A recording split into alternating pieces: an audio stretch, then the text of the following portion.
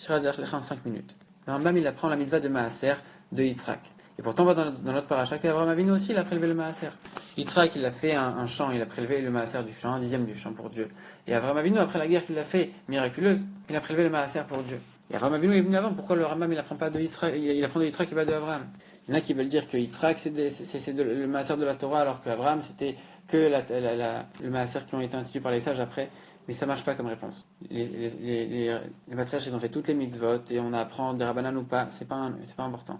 Seulement qu'Abraham Avinu, c'était par rapport à une guerre. Et donc ça, on peut pas apprendre pour nous, c'est que pour les autres guerres qu'il y a eu, c'était que ponctuel, maintenant ça s'applique plus. Et si la Torah elle dit qu'une mitzvah elle est reliée à un patriarche, ça veut dire qu'elle a un lien profond et que c'est relié profondément avec sa personnalité. Même si c'est sûr qu'il a fait toutes les mitzvot, si la Torah elle mentionne une mitzvah, alors c'est sûr qu'il a un lien profond avec cette mitzvah-là. Pourtant, on sait qu'Abraham Avinu, c'est la bonté, et Yitzhak, c'est sa vérité. Alors, de donner le maaser, c'est plus, a priori, relié à Abraham Avinu. Comment c'est possible ici?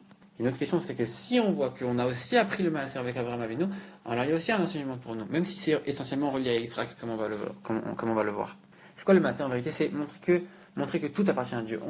Toi, tu donnes le meilleur que tu as, un dixième, tu donnes pour Dieu. Tu es en train de dire, il n'y a rien qui m'appartient à moi. Moi, je donne en premier, déjà, je donne tout à Dieu.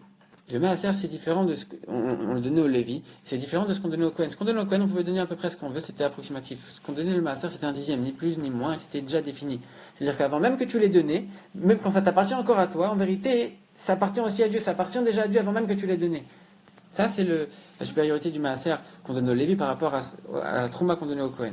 On a déjà expliqué plusieurs fois les autres années que le travail d'Abraham Avinu, c'était de faire descendre la divinité du haut vers le bas, dans ce monde-ci, et que le travail de Yitzhak, c'est de travailler le monde pour que le monde y puisse être raffiné et assez élevé pour recevoir la lumière que son père il avait fait descendre dans le monde.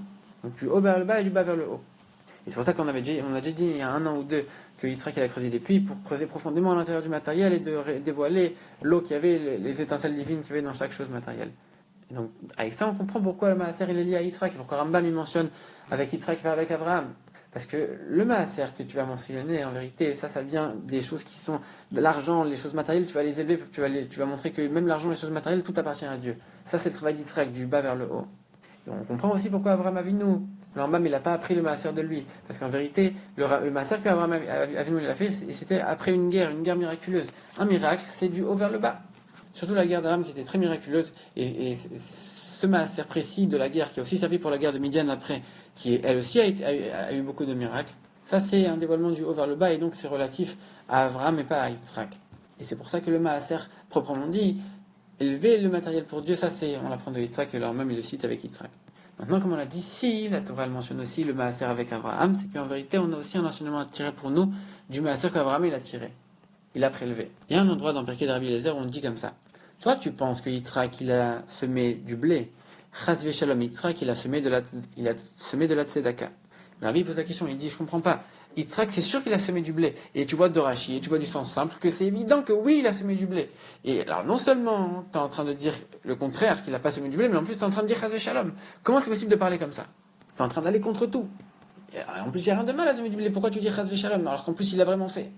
Le Rabbi répond, il dit, en vérité, qu'est-ce qu'il veut dire là-bas? Il veut dire, toi tu crois que Yitzhak il a semé du blé pour le blé, il a semé parce qu'il voulait du blé matériel.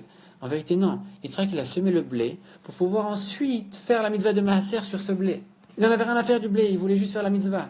Et c'est pour ça qu'il dit chas v'shalom et qu'il dit qu'il n'a pas semé du blé. Alors oui, il a semé du blé, mais concrètement, toute son intention derrière, c'était uniquement pour faire la mitzvah de maaser après. Le Rabbi dit, de là on voit la supériorité du maaser de Abraham par rapport au maaser de Yitzhak. On donne l'exemple entre la différence. Il y a une mitzvah, par exemple les tefilines. Je vais mettre les tefilines, je vais élever une peau de bête qui a été travaillée en cuir pour faire des tefilines, je vais l'élever vers Dieu. Une peau de bête matérielle, je vais l'élever vers Dieu. Mais concrètement, maintenant, les tefilines, elles sont saintes. Alors que quand quelqu'un va travailler, c'est pour nourrir sa famille, ça aussi c'est une mitzvah. Mais le travail, il n'est pas devenu saint. C'est-à-dire qu'en vérité, tout le travail qu'il va faire, ça reste quelque chose de matériel, et purement matériel, mais ça c'est une mitzvah. C'est-à-dire que la lumière divine elle va briller dans le matériel lui-même, sans que le matériel soit transformé en quelque chose de saint. Donc ça c'est beaucoup plus grand qu'une mitzvah comme les tefilines ou les tzitzit par exemple. Et ça c'est le maaser d'Abraham Avinu. Le butin matériel de la guerre, il est resté matériel, quelque chose de matériel, et ça même il est venu l'élever vers Dieu.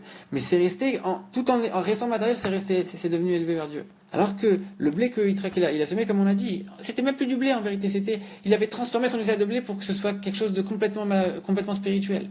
Donc Abraham Avinu il est descendu beaucoup plus bas dans la matière pour l'élever et la raffiner vers Dieu. Ça c'est beaucoup plus fort. Et c'est ça qu'on peut apprendre, et c'est pour ça que la Torah elle dit aussi le maaser pour Abraham, même si, comme on l'a dit, essentiellement c'est lié avec Yitzhak, parce que globalement c'est quand même lié, globalement on accepte, on comprend que c'est quand même vraiment lié avec Yitzhak. Mais il y a quand même un avantage par rapport avec le maaser d'Abraham. Rabbi il finit en disant que maaser c'est le même mot que Asher. Asher ça veut dire devenir riche. Quand on va prélever le maaser on va devenir riche et on va montrer aux autres qu'en faisant la Torah et les mitzvot, en prélevant le maaser on va devenir riche. Ça c'est le travail d'Abraham Avinu de diffuser la divinité et de donner envie aux autres de faire la Torah et les mitzvot.